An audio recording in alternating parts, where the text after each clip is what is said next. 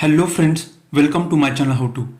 In this video tutorial, I am going to explain how to delete browsing history in Microsoft Edge desktop browser. So let's start.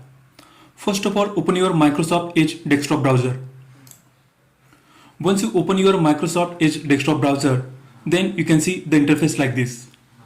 Then on your right hand side top corner, you can see the three dots. So click on those three dots. Once you click on the three dots, you can see the options like this.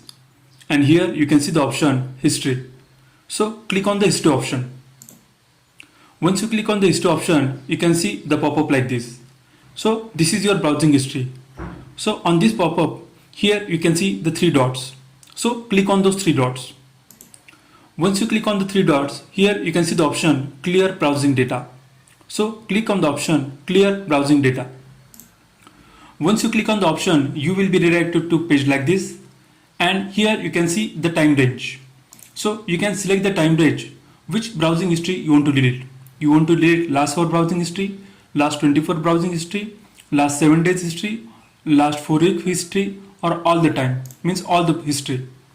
Now at the bottom you can see the different types of history such as browsing history, download history, cookies and other site data, cache images and files.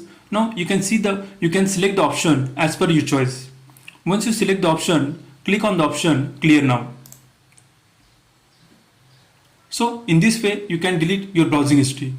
So there is also one shortcut. You can press Ctrl H and here you can see all the browsing history you have successfully deleted. So in this way we can delete a browsing history in Microsoft Edge desktop browser. So that's all. Thanks for watching my video. If you are new to my channel, please subscribe my channel How To. Thanks a lot.